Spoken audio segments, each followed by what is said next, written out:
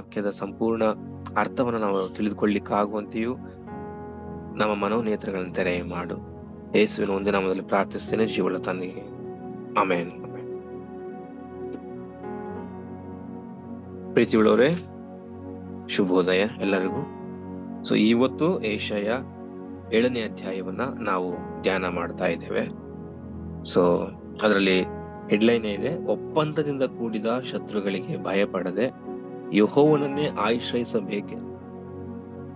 ಆಶ್ರಯಿಸಬೇಕೆಂದು ಯೆಶಾಯನು ಆಹಾಜನಿಗೆ ಬೋಧಿಸಿ ವರಪುತ್ರ ಜನನದ ಗುರುತನ್ನು ಮುಂತಿಳಿಸಿದ್ದು ಎಂಬುದಾಗಿ. ಸೊ ಇದು ನಮಗೆಲ್ಲ ಗೊತ್ತಿರುವ ಹಾಗೆ ಯೇಸು ಕ್ರಿಸ್ತನ ಜನನ ಕುರಿತಾಗಿ ಪ್ರವಾದನೆ ನುಡಿದಂತಹ ಅಧ್ಯಾಯ ಇದಾಗಿದೆ ಎಂಬುದಾಗಿ ನಮ್ಮೆಲ್ಲರಿಗೂ ಗೊತ್ತು. ಸೊ ಇಲ್ಲಿ ಆಹಾಜನಿಗೆ ಒಂದು ಸಂಕಟ ಉಂಟಾಗಿದೆ. 7ನೇ ಅಧ್ಯಾಯ 1ನೇ ವಚನದಿಂದ ಹೀಗೆ ಪ್ರಾರಂಭವಾಗ್ತದೆ.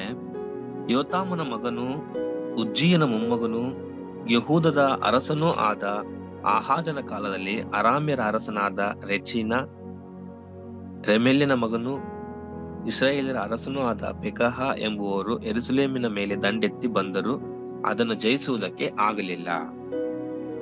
ಸೊ ಇಲ್ಲಿ ಪ್ರಾರಂಭವಾಗಿ ಹೆಂಗೆ ಸ್ಟಾರ್ಟ್ ಆಗ್ತದೆ ಅಧ್ಯಾಯ ಅಂತೇಳಿ, ಇದಾಗ್ಲಿ ಅಥವಾ 6ನೇ ಅಧ್ಯಾಯ ಆಗ್ಲಿ, ಒಂದು ಟೈಮ್ ಲೈನ್, ಇಂಥ ಕಾಲದಲ್ಲಿ ಇದು ನಡೆದಿದ್ದು ಅಂತೇಳಿ ತೋರಿಸ್ತಾರೆ. ಅಂದ್ರೆ ಸತ್ಯವೇದ, ದೇವರ ವಾಕ್ಯ, ಹಿಸ್ಟಾರಿಕಲ್ ಪ್ರೂಫ್ ಕೂಡ ಕೊಡ್ತದೆ ಅನ್ನುವಂಥದ್ದು. ಇಲ್ಲಿ 1ನೇ ವಚನ, ಯೋತಾಮನ ಮಗನು ಉಜ್ಜೀಯನ ಮೊಮ್ಮಗನೂ ಆದ ಯಹೂದದ ಅರಸನ ಕಾಲದಲ್ಲಿ ನಡೆದಿದ್ದು ಅಂತೇಳಿ ಫಸ್ಟ್ ಒಂದು ಡಾಕ್ಯುಮೆಂಟೆಡ್ ಪ್ರೂಫ್ ಟೈಪ್ ಸ್ಟಾರ್ಟ್ ಆಗುತ್ತೆ ಅಧ್ಯಾಯ. ಸೊ ಇದು ಸುಳ್ಳು ಕಥೆ ಅಲ್ಲ, ಅಥವಾ ಇದು ಯಾವಾಗೋ ನಡೆದಿದ್ದು, ಏನೋ ನಡೆದಿದ್ದು ಅಂತೇಳಿ ಹೇಳುವಂಥದ್ದಲ್ಲ. ಯಾವ ಸಂದರ್ಭದಲ್ಲಿ ನಡೆದಿದ್ದು ಅಂತೇಳಿ ಸ್ಟಾರ್ಟಿಂಗ್ ವಚನಗಳಿಂದನೇ ಇದು ಪ್ರಾರಂಭ ಆಗ್ತದೆ. ಸೊ ದೇವರ ಕಾರ್ಯ ಅಷ್ಟು ಅಕ್ಯುರೇಟ್ ಆಗಿ ಇದೆ ಅನ್ನೋಕ್ಕೆ ನಮಗೆ ಅನೇಕ ಸಾಕ್ಷಿಗಳಿದೆ.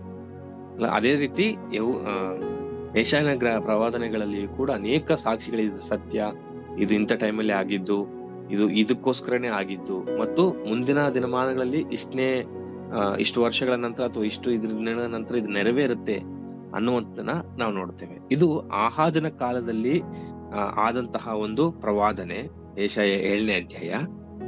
ಮತ್ತು ಮುಖ್ಯವಾಗಿ ಇದು ನೆರವೇರುವುದು 700 ವರ್ಷಗಳ ನಂತರ ಯೇಸು ಸ್ವಾಮಿ ಜನಿಸಿದಾಗ. ಅದು ಮತ್ತಾಯನ ಸುವಾರ್ತೆ 1ನೇ ಅಧ್ಯಾಯ 22-23 ನಾವು ನೋಡ್ತೇವೆ. ಇಲ್ಲಿ ಪ್ರವಾದನೆ ಆಗಿದ್ದು 1ನೇ ಶತಮಾನದಲ್ಲಿ 700 ವರ್ಷಗಳ ನಂತರ ಇದು ನೆರವೇರ್ತದೆ. ಸೊ ಹಾಗಾಗಿ ಇಲ್ಲಿ ಸಂದರ್ಭ ಏನಿದೆ ಅಂತಂದ್ರೆ, ಆಹಾಜನಿಗೆ ಇಸ್ರಾಯೇಲ್ರು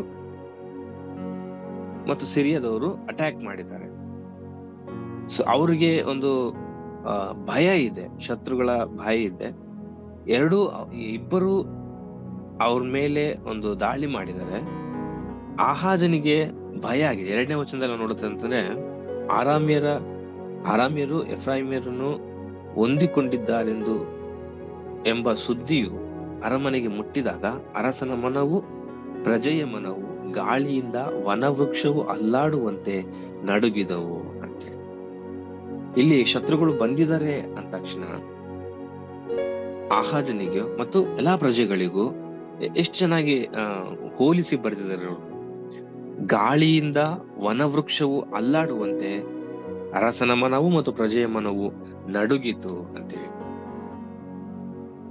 ಶತ್ರುಗಳು ನಮ್ಮನ್ನ ಮುತ್ತಿಕೊಂಡಾಗ ಅಥವಾ ಅನೇಕ ಸಮಸ್ಯೆಗಳು ನಮಗೆ ಎದುರಾದಾಗ ನಾವು ಭಯ ಪಡುವುದು ಸಾಮಾನ್ಯದ ಸಂಗತಿ, ಸಾಮಾನ್ಯದ ವಿಷಯ.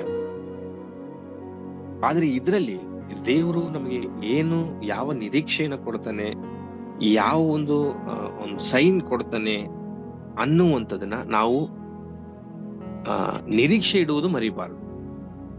ಇಲ್ಲಿ ಆಹಾಜನು ಅನೇಕ ವಿಷಯಗಳಲ್ಲಿ ಕೆಲವು ಬೇಡ ಅಂತಾನೆ ನಾನು ಕೇಳಲ್ಲ, ದೇವ್ರನ್ನ ಕೇಳಲ್ಲ ಅಂತ ಮುಂದಿನ ವಚನಗಳ ನೋಡ್ತೇವೆ ಅದನ್ನ. ಆದ್ರೆ ನಾವಿಲ್ಲಿ ಸಮಸ್ಯೆ ಇದ್ದಾಗ, ತೊಂದರೆ ಬಂದಾಗ ದೇವರನ್ನ ಮೊರೆ ಹೋಗುವಂಥದ್ದು, ದೇವರನ್ನ ಆಶ್ರಯಿಸುವುದು ಮರೆಯಬಾರದು. ಸೊ ಈ ಸಮಸ್ಯೆ ಇಲ್ಲಿದ್ದಾಗ ದೇವರು ಯೆಶಾಯನ ಜೊತೆ ಮಾತಾಡ್ತಾನೆ 3ನೇ ವಚನದಲ್ಲಿ. ಆಗ ಯೆಹೋವನು ಯೆಶಾಯನಿಗೆ ಹೀಗೆ ಹೇಳಿದನು, ಶೆಯರ್ ಎಟ್ಟೂಬನೆಂಬ ನಿನ್ನ ಮಗನನ್ನು ಕರೆದುಕೊಂಡು ಹೋಗಿ ಮಡಿವಾಳರ ಹೊಲದ ಮೇಲೆ ಹೋಗುವ ರಾಜ ಮಾರ್ಗದಲ್ಲಿ ಮೇಲಿನ ಕೆರೆಯ ಕಾಲುವೆಯ ಕೊನೆಯ ಹತ್ತಿರ ಆಹಾಜನನ್ನು ಎದುರುಗೊಂಡು ಅವನಿಗೆ ಈ ಪ್ರಕಾರ ಹೇಳಬೇಕು. ಇಲ್ಲಿ ಸಮಸ್ಯೆ ಇದೆ. ಆಹಾಜನಿಗೆ ರಾಜರು ದಂಡೆತ್ತಿ ಬಂದಿದ್ದಾರೆ, ಪ್ರಾಬ್ಲಮ್ ಇದೆ. ಈಗ ದೇವರು ತಾನೇ ಯೆಶಾಯನ ಜೊತೆಗೆ ಮಾತಾಡ್ತಾನೆ, ಪ್ರವಾದಿಯೊಟ್ಟಿಗೆ ಮಾತಾಡ್ತಾನೆ, ನೀನು ಹೋಗು ಈ ಒಂದು ಆಹಾಜನಿಗೆ ಇಂಥ ಜಾಗದಲ್ಲಿ ಎದುರುಗೊಂಡು ಆತನೊಟ್ಟಿಗೆ ಮಾತಾಡು. ಏನಂತ ಹೇಳು? 4ನೇ ವಚನ, ಜಾಗರೂಕನಾಗಿ ಸುಮ್ಮನಿರು, ಭಯಪಡಬೇಡ.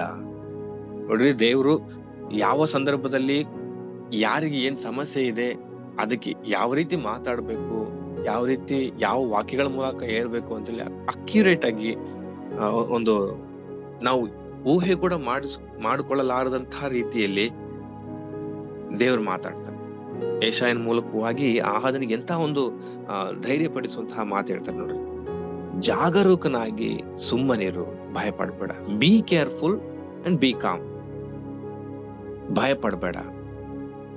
ಸೊ ಏನೇ ಸಮಸ್ಯೆ ಬಂತಂದ್ರು, ನೀನ್ ಏನೇ ತೊಂದರೆ ಇದ್ರು ಕೂಡ ಜಾಗರೂಕನಾಗಿರು, ಎಚ್ಚರವಾಗಿರು, ಸುಮ್ಮನಿರು, ಭಯಪಡಬೇಡ. ಏನೇ ಸಮಸ್ಯೆ ಬಂದ್ರು, ಏನೇ ಪ್ರಾಬ್ಲಮ್ ಬಂದ್ರು ಅದು ಸಾಲ್ವ್ ಆಗ್ತದೆ ಅನ್ನುವಂತಹ ಒಂದು ಫಸ್ಟ್ ಅಭಯ ವಚನ ಅಥವಾ ಒಂದು ಧೈರ್ಯ ಪಡಿಸುವಂತಹ ವಾಕ್ಯ ಅಲ್ಲಿಂದ ಸ್ಟಾರ್ಟ್ ಆಗ್ತದೆ. ಮೊದಲೆಲ್ಲ ಅವ್ರು ಭಯಪಟ್ರು. 2ನೇ ವಚನದಲ್ಲಿ ಅವರ ಮನಸ್ಸು ಭಯಭ್ರಾಂತಗೊಂಡಿತ್ತು, ರಾಜಂದು ಮತ್ತು ಪ್ರಜೆಗಳದು. ಇಲ್ಲಿ ದೇವರು ಮೋಶೆ ಮೂಲಕವಾಗಿ ಆಹಾಜನ ಸಂಗಡ ಮಾತನಾಡುವಾಗ ಹೇಳುವಂತ ಮೊದಲನೇ ಮಾತು ಸುಮ್ಮನಿರು, ಭಯಪಡಬೇಡ. ಜಾಗರೂಕನಾಗಿ ಸುಮ್ಮನಿರು, ಭಯಪಡಬೇಡ. ಮುಂದಿನ ವಚನ, ರೈಚೇನ ಅರಾಮ್ಯರು ರೆಮೆಲಿನ ಮಗನು, ಇವರ ಕೋಪವು ಎಷ್ಟು ಹೆಚ್ಚಿದರೂ ಹೊಗೆಯಾಡುವ ಈ 2 ಮೋಟುಗಳಿಗೆ ನಿನ್ನ ಹೃದಯವು ಕುಂದದಿರಲಿ. ಅರಾಮ್ಯರು, ಎಫ್ರಾಮ್ಯರು, ರೆಮೆಲಿನ ಮಗನು ನಿನ್ನ ವಿಷಯವಾಗಿ ದುರಾಲೋಚನೆ ಮಾಡಿ ಯೆಹೂದದ ಮೇಲೆ ದಂಡೆತ್ತಿ ಎದುರಿಸಿ ಒಳಗೆ ನುಗ್ಗಿಕೊಂಡು ಹೋಗಿ ಅದರಲ್ಲಿ ತಾಬೇಲಿನ ಮಗನಿಗೆ ಪಟ್ಟ ಕಟ್ಟೋಣವೆಂದುಕೊಂಡದ್ರಿಂದ ಕರ್ತನಾದ ಯೆಹೋವನು ಹೇಳುವುದೇನೆಂದರೆ, ಇದು ನೆರವೇರದು, ಆಗುವುದೇ ಇಲ್ಲ. ಸೊ ಇದು ಇನ್ನೂ ಒಂದು ಸ್ಟ್ರಾಂಗ್ ಆದಂತಹ ಒಂದು ಧೈರ್ಯ ಪಡಿಸುವಂತಹ ವಚನ. ನಿನಗೆ ಎದುರಾಗಿ ಏನೇ ವಿಷಯಗಳನ್ನ ಅವ್ರು ಮಾಡ್ಕೊಂಡ್ರು ನಿನ್ನ ಹೃದಯ ಕಳವಳಗೊಳ್ಳದೆ ಇರ್ಲಿ. ನಾವು ನಮ್ಮ ಆತ್ಮಿಕ ವಿಷಯಗಳಲ್ಲಿ ಕೂಡ ನಾವು ಇದನ್ನ ಅಳವಡಿಸ್ಕೊಂಡ್ರೆ ನಮ್ಗೆ ಅನೇಕ ಸಮಸ್ಯೆ ಇದೆ, ಅವ್ರು ಆ ರೀತಿ ಮಾಡ್ತಿದಾರೆ, ಇವ್ರು ಈ ರೀತಿ ಮಾಡ್ತಿದಾರೆ, ತೊಂದರೆಗಳು ಈಡಾಗಿದ್ದೀವಿ ಅಂತೇಳಿ ನೀನೇನೋ ಆಲೋಚನೆಗಳಿಂದ ಭಯಭ್ರಾಂತನಾಗಿದ್ರು ನಿನ್ನ ಹೃದಯವು ಕಳವಳಗೊಳ್ಳದೆ ಇರ್ಲಿ. ನಿನ್ನ ಶತ್ರುಗಳು ಎಷ್ಟೇ ಸ್ಟ್ರಾಂಗ್ ಆಗಿದ್ರು, ನಿನ್ನ ಶತ್ರುಗಳು ಹೇಗೆ ನಿನ್ನನ್ನ ಮುತ್ತುವರೆದು ನಿನ್ನ ನಾಶ ಪಡಿಸ್ಬೇಕೆಂದಿದ್ರು, ದೇವ್ರು ಹೇಳ್ತಾನೆ 7ನೇ ವಚನದಲ್ಲಿ, ಇದು ನೆರವೇರದು, ಆಗುವುದೇ ಇಲ್ಲ. ಕರ್ತನಾದ ಯೆಹೋವನು ಹೇಳುವುದೇನೆಂದರೆ, ಇದು ನೆರವೇರುವುದು ಇಲ್ಲ, ನೆರವೇರದು, ಆಗುವುದೇ ಇಲ್ಲ. ಆಹಾಜನಿಗೆ ಎಂತಹ ಒಂದು ಧೈರ್ಯ ಪಡಿಸುವಂತಹ ಮಾತು ನೋಡಿ. ಅವ್ರಿಗೆ ಹಂಗ್ ಮಾಡೋಣ, ಇವ್ರಿಗೆ ಹಿಂಗ್ ಮಾಡೋಣ ಅಂತ ಹೇಳಿ ನಮ್ಗೆ ಅನೇಕ ಸಮಸ್ಯೆಗಳನ್ನ ನಮಗೆ ಎದುರಾಗಿ ಜನಗಳು ಮಾಡಿದಾಗ್ಲೂ, ನಮಗೆ ಎದುರಾಗಿ ಸನ್ನಿವೇಶಗಳು ಬಂದಾಗ್ಲೂ, ಅಥವಾ ನಮ್ಮನ್ನ ಕೆಳಪಡಿಸ್ಬೇಕು ಅಥವಾ ನಮ್ಮನ್ನ ಇಲ್ಲಿಂದ ನಮ್ಮ ಸ್ಥಾನಮಾನದ ಕಿತ್ತಾಕ್ಬೇಕು ಅಂತೇಳಿ ಏನೇ ತೊಂದರೆ ಸಮಸ್ಯೆಗಳು ಬಂದಾಗ್ಲೂ ಕರ್ತನಾದ ಯೆಹೋವನು ಹೇಳುವುದೇನೆಂದ್ರೆ, ಇದು ನೆರವೇರದು, ಆಗುವುದೇ ಇಲ್ಲ. ಇಂಪಾಸಿಬಲ್. ದೇವರು ಶತ್ರುವಿನ ಆಲೋಚನೆ ಎಲ್ಲವನ್ನ ಮಟ್ಟ ಹಾಕ್ತಾನೆ. ಸೊ ದೇವರೊಟ್ಟಿಗೆ ನಾವು ದೇವರನ್ನ ಆಶ್ರಯಿಸಿಕೊಂಡಿದ್ದಾಗ ನಮಗೆ ಎದುರಾಗಿ ಏನೂ ಸಂಭವಿಸುವುದಿಲ್ಲ ಅಂತ ಹೇಳಿ. ಮುಂದೆ 8ನೇ ವಚನ, ಅರಾಮಿಗೆ ಶಿರಸ್ಸು ದಮಸ್ಕಕ್ಕೆ ಶಿರಸ್ಸು ರೆಚೇನಷ್ಟೇ. ಎಫ್ರಾಮಿಗೆ ಶಿರಸ್ಸು ಸಮಾರ್ಯಕ್ಕೆ ಶಿರಸ್ಸು ರೆಮೆಲಿನ ಮಗನೇ ತಾನೆ. 65 ವರ್ಷಗಳೊಳಗೆ ಎಫ್ರಾಯಿಮರು ಭಂಗಪಟ್ಟು ಜನಾಂಗವೆನಿಸಿಕೊಳ್ಳರು. ನಿಮಗೆ ನಂಬಿಕೆಯು ಸ್ಥಿರವಿಲ್ಲದಿದ್ದರೆ ನಿಮಗೆ ಸ್ಥಿರತೆಯೇ ಇಲ್ಲ ಎಂಬುದೇ. ನೋಡಿ, ಇಲ್ಲಿ ನೀವು ನಂಬೇಕು, ದೇವ್ರ ವಾಕ್ಯಗಳನ್ನ, ದೇವ್ರು ಹೇಳುವಂತ ಮಾತುಗಳನ್ನ ನಂಬಿದರೆ ಸ್ಥಿರತೆ ಇರ್ತದೆ. ನೀವೇ ನಂಬಲಿಲ್ಲ ಅಂತಂದ್ರೆ ನಿಮ್ಗೆ ಸ್ಥಿರತೆ ಇಲ್ಲ ಅನ್ನೋದ್ರೆ. ಇದಾಗಿ 700 ವರ್ಷಗಳ ನಂತರ ಇವೆಲ್ಲ ಪ್ರವಾದನೆಗಳು ನೆರವೇರ್ತದೆ. ಆ ಸಂಗತಿಯಲ್ಲಿ ಆ ಸಂದರ್ಭದಲ್ಲಿ ದೇವರು ಹೇಳುವಂತ ಮಾತುಗಳು ಅನೇಕ ಸಾರಿ ನಮಗೆ, ಅಥವಾ ನಮ್ ಜೀವಿತದಲ್ಲಿ ನಡೀತಿರೋಂಥ ಕಾರ್ಯಗಳು ಒಂದಾಗಿದ್ರೆ ದೇವರು ನಮ್ಗೆ ಮಾಡುವಂತ ವಾಗ್ದಾನಗಳು ಇನ್ನೊಂದಾಗಿದ್ದಾಗ ಆ ಸಮಯದಲ್ಲಿ ನಮ್ಗೆ ಅರ್ಥ ಆಗಿರಲ್ಲ. ಅನೇಕ ಸಾರಿ ಏನಾಗುತ್ತೆ, ತೊಂದರೆಗಳಿಂದ ನಾವು ಕಷ್ಟ ಪಡ್ತಾ ಇದ್ರೆ, ಪ್ರಾರ್ಥನೆ ಮಾಡ್ತಾ ಇದ್ದಾಗ ನಮ್ಗೆ ಬೇರೆ ಏನೋ ದೇವರು ಒದಗಿಸಿಕೊಡ್ತಾನೆ. ಈಗ ಅಬ್ರಹಾಮನ ವಿಷಯವಾಗಿ ನಾವು ನೋಡ್ಕೊಂಡ್ರೆ ಅಬ್ರಹಾಮನಿಗೆ ಮಕ್ಕಳಿಲ್ಲ. ದೇವರು ಅಬ್ರಹಾಮನಿಗೆ ಆಶೀರ್ವಾದ ಮಾಡ್ತಾನೆ, ಸಮುದ್ರದ ಉಸುಬಿನಷ್ಟು ನಿನ್ನ ಸಂತಾನವನ್ನು ಮಾಡ್ತೇನೆ ಅಂತೇಳಿ. ಅದು ಹೇಗೆ ಸಾಧ್ಯ? ಇಲ್ಲಿ ಅಷ್ಟು ವರ್ಷಗಳಾದ್ರೂ ಮುದಿಪ್ರಾಯದವನಾದಾಗ್ಯೂ ಕೂಡ ಅಬ್ರಹಾಮನಿಗೆ ಇನ್ನೂ ಸಂತತಿ ಇಲ್ಲ. ಆದ್ರೆ ದೇವ್ರ ಆಶೀರ್ವಾದ ಮಾಡ್ತಾ ಇರೋದೇನು, ನಿನ್ನ ಸಂತತಿಯನ್ನ ಆಕಾಶದ ನಕ್ಷತ್ರಗಳಷ್ಟು ಸಮುದ್ರದ ಉಸುಬಿನಷ್ಟು ಅಸಂಖ್ಯವಾಗಿ ಮಾಡ್ತೇನೆ ಅಂತ ಆಶೀರ್ವಾದ. ಸೊ ಆ ಸಂದರ್ಭಗಳಲ್ಲಿ ಅದು ಅಸಮಂಜಸ ಅನಿಸ್ಬಹುದು, ಇದೇನಿದು ಅಂತ ಅನಿಸ್ಬಹುದು. ಆದ್ರೆ ದೇವರ ಮಾತು ಖಂಡಿತವಾಗಿಯೂ ನೆರವೇರುವಂತದ್ದಾಗಿರ್ತದೆ. ಅದು ಯಾವತ್ತೂ ಬಿದ್ದು ಹೋಗುವಂತದ್ದಲ್ಲ, ಅಥವಾ ಕೇವಲ ನಮ್ಮನ್ನ ಧೈರ್ಯಪಡಿಸುವುದಕ್ಕೋಸ್ಕರ ಮಾತ್ರ ಹೇಳುವಂತದ್ದಲ್ಲ, ಖಂಡಿತವಾಗಿಯೂ ನೆರವೇರುವಂತದ್ದಾಗಿದೆ ದೇವರ ವಾಗ್ದಾನ, ದೇವರ ಮಾತು. ಇಲ್ಲಿ ಆಹಾಜನು ಕೂಡ ನೀನು ಭಯಪಡಬೇಡ, ಜಾಗರೂಕನಾಗಿ ಸುಮ್ಮನಿರು, ಭಯಪಡಬೇಡ, ನಿನ್ನ ಹೃದಯ ಕುಂದದಿರ್ಲಿ ಅನ್ನುವಂಥದ್ದೆಲ್ಲ ಮಾತು ಬರೀ ಕಂಫರ್ಟ್ ಮಾಡೋದಕ್ಕೋಸ್ಕರ ಅಲ್ಲ, ಅಥವಾ ಅದನ್ನು ಸುಮ್ಮನೆ ಸಮಾಧಾನ ಪಡಿಸಿ ತಲೆ ಸವರಿ ಬೆನ್ ಸವರಿ ಸಮಾಧಾನ ಪಡಿಸುವುದಕ್ಕೋಸ್ಕರ ಮಾತ್ರ ಅಲ್ಲ, ಇದು ನೆರವೇರುವಂತಹ ಮಾತು ಕೂಡ ಆಗಿದೆ. ಇಲ್ಲಿ ಮುಂದಿನ ವಚನ, ಅವರು ಆಶಾಭಂಗ ಪಟ್ಟು ಹೋಗ್ತಾರೆ 9ನೇ ವಚನ. ಅದಕ್ಕೆ ನೀನ್ ಫಸ್ಟ್ ನಂಬಿಕೆ ಇಡ್ಬೇಕು. ಆಮೇಲೆ 10ನೇದಲ್ಲಿ ಯೆಹೋವನು ಆಹಾಜನಿಗೆ, ನಿನ್ನ ದೇವರಾದ ಯೆಹೋವನಿಂದ ಒಂದು ಗುರುತನ್ನು ಕೇಳಿಕೊ, ಅದು ಪಾತಾಳದಷ್ಟು ಆಳದಲ್ಲಿದ್ದರೂ ಮೇಲನ ಲೋಕದಷ್ಟು ಎತ್ತರದಲ್ಲಿದ್ದರೂ ಕೇಳಿಕೊ ಎಂದು ಹೇಳಿದ್ರು. ಇಲ್ಲಿ ದೇವರೇ ಒಂದು ಸಂಗತಿ ಕೊಡ್ತಾನೆ, ಒಂದು ಸೈನ್ ಅಥವಾ ಒಂದು ಗುರುತು ಕೊಡ್ತಾನೆ, ನೀನ್ ಕೇಳಿಕೊ ಅಂತೇಳಿ ದೇವರೇ ಹೇಳಿದ್ರೆ ಆಹಾಜ ಸ್ವಲ್ಪ ಅದನ್ನ ನಿರಾಕರಿಸ್ತಾನೆ. ನಾನು ಕೇಳಿಕೊಳ್ಳುವುದೇ ಇಲ್ಲ, ಯೆಹೋವನನ್ನು ಪರೀಕ್ಷಿಸುವುದಿಲ್ಲ ಅಂದನು. ಅಂದ್ರೆ ಅನೇಕ ಸರಿ ನಮ್ಗೆ ಇಲ್ಲ, ಬೇಡ, ನನ್ಗೆ ಆ ರೀತಿ ಅಂದ್ರೆ ತಪ್ಪಾದ ಗ್ರಹಿಕೆಯಿಂದ, ತಪ್ಪಾದ ಅರ್ಥೈಸಿಕೊಳ್ಳುವಿಕೆಯಿಂದ ಬೇರೆ ಬೇರೆ ಮಾರ್ಗವನ್ನು ನಾವು ಚೂಸ್ ಮಾಡ್ತೇವೆ. ಆದಾಗ್ಯೂ ಮುಂದಿನ ವಚನಗಳ 12ನೇದಲ್ಲಿ 13ರಲ್ಲಿ ಅದಕ್ಕೆ ಯೆಶಾಯನು ಹೀಗೆ ಹೇಳಿದನು, ಆದಾಗ್ಯೂ ಅಂದ್ರೆ ನಿರಾಕರಿಸಿದಾಗ್ಲೂ, ನಾವು ಅನೇಕ ಸರಿ ದೇವರ ಮಾರ್ಗವನ್ನು ಅನುಸರಿಸುವುದರಿಂದ ಅಥವಾ ದೇವರ ವಾಕ್ಯವನ್ನು ಕೇಳುವುದನ್ನ ನಾವು ನಿರಾಕರಿಸಿದಾಗ್ಯೂ ದೇವರ ಆಶೀರ್ವಾದ ಕೆಲವು ಸಲ ನಮ್ಮ ಮೇಲೆ ಬರುತ್ತದೆ, ಅಥವಾ ದೇವರ ವಿಷಯ, ದೇವರ ಸಂಗತಿ ನಮ್ಮ ಜೀವಿತದಲ್ಲಿ ನೆರವೇರುತ್ತದೆ ಅನ್ನುವುದಕ್ಕೆ ಈ ಒಂದು ಸನ್ನಿವೇಶ ಕೂಡ, ಈ ಒಂದು ಸಂದರ್ಭ ಕೂಡ ಒಂದು ನಮಗೆ ಸೈನ್ ಆಗಿದೆ, ಅದೊಂದು ಗುರುತು.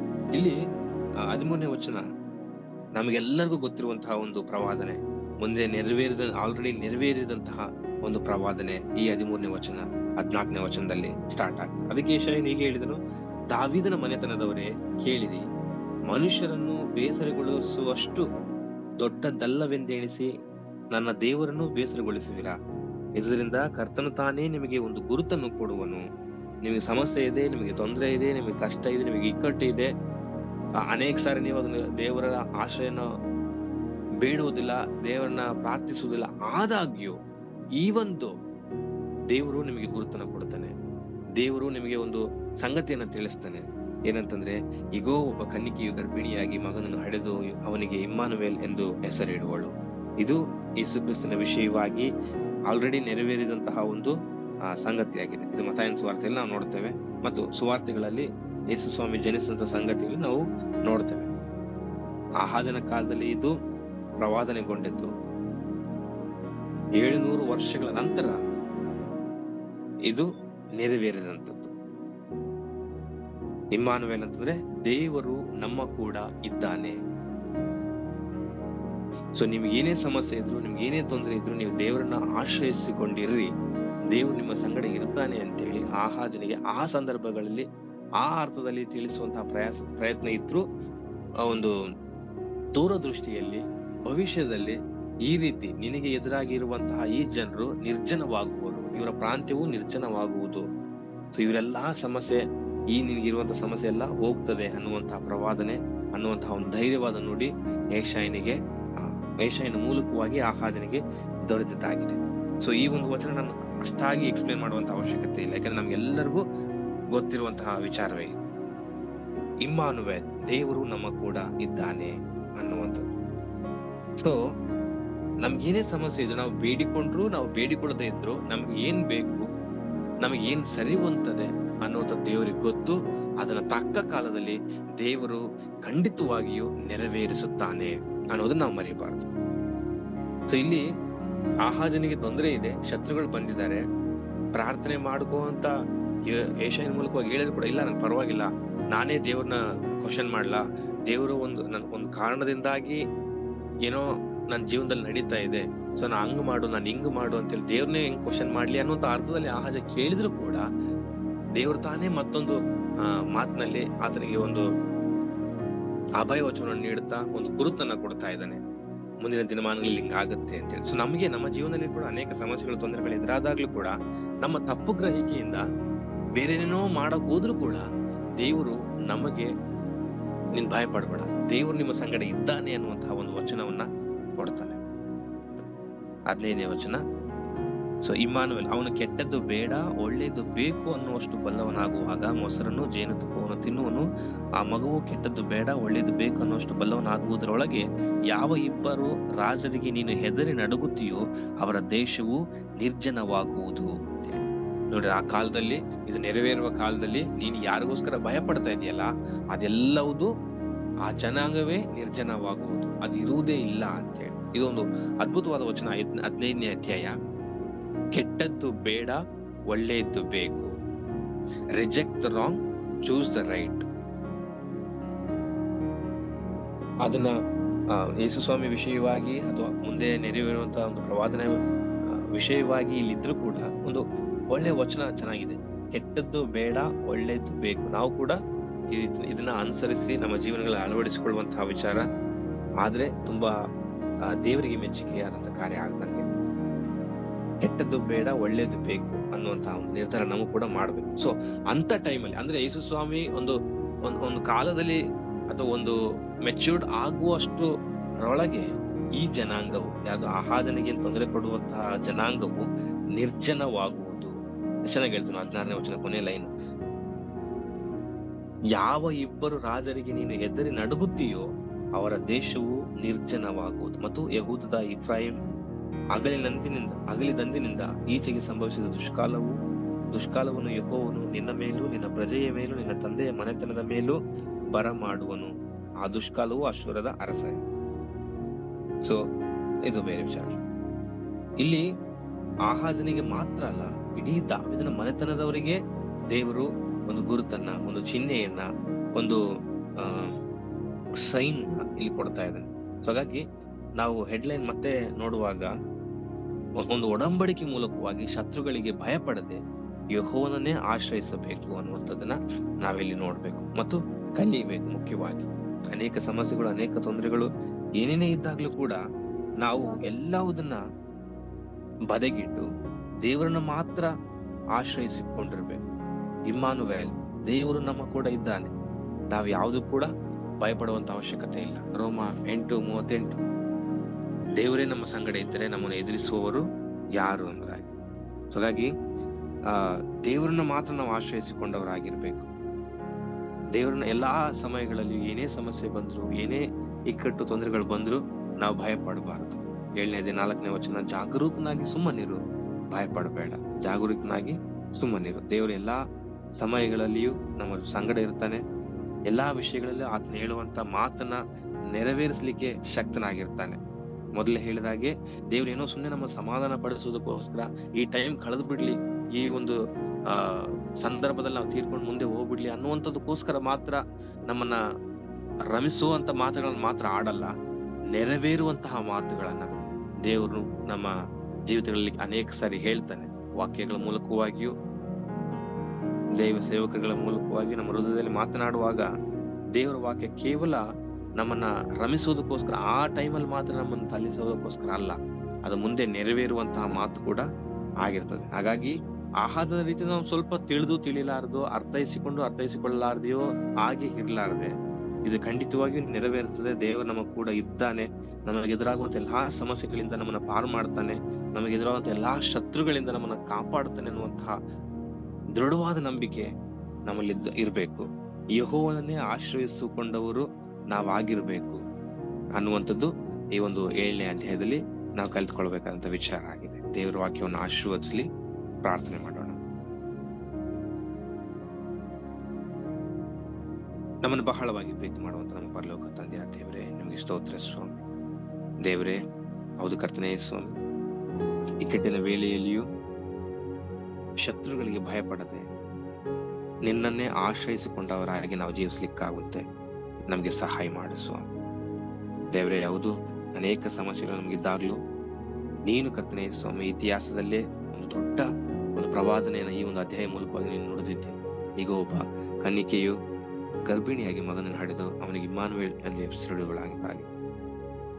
ಹೌದು ರಾಜ, ನಮ್ಮ ಜೀವನಗಳಲ್ಲಿ ಕುರಿತಾನೆ ನಾವು ಏನೇ ಸಮಸ್ಯೆಗಳು ಬಂದವರು ದೇವರು ನಮ್ಮ ಕೂಡ ಇದ್ದಾನೆ ಅನ್ನುವಂತಹ ವಿಷಯವನ್ನು ನಾವು ಗ್ರಹಿಸಿಕೊಳ್ಳಿಕ್ಕಾಗುವಂತೆ ನಮಗೆ ಸಹಾಯ ಮಾಡು. ಹೌದು ಕರ್ತನೆ, ನೀನು ನಮ್ಮೊಟ್ಟಿಗಿದ್ದೀಯ, ನೀನು ನೆರವೇರುವಂತಹ ಮಾತುಗಳನ್ನೇ ನಮಗೆ ಹೇಳ್ತೀಯ, ಅದನ್ನು ನಾವು ಗ್ರಹಿಸಿಕೊಳ್ಳಿಕ್ಕಾಗ ನಮ್ಗೆ ಸಹಾಯ ಮಾಡು ಸ್ವಾಮಿ. ದೇವರೇ, ನಾವು ನಂಬಿಕೆಯಲ್ಲಿ ದೃಢವಾಗಿರ್ಲಿಕ್ಕಾಗುವಂತೆ ಸಹಾಯ ಮಾಡು.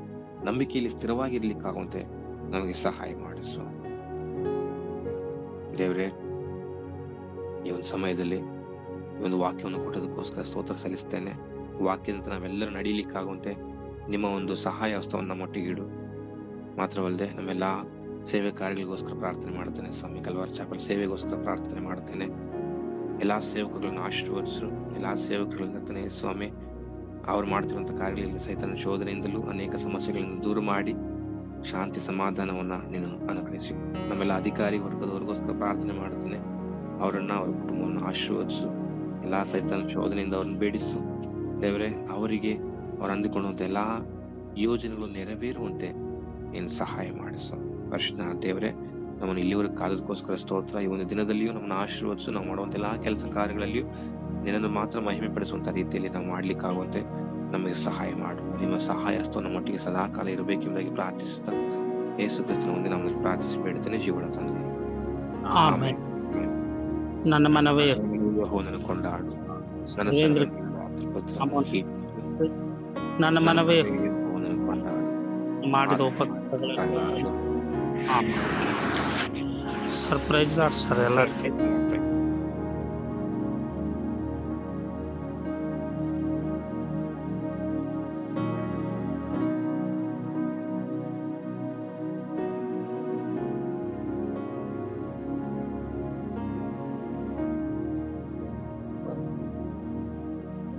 Wonderful.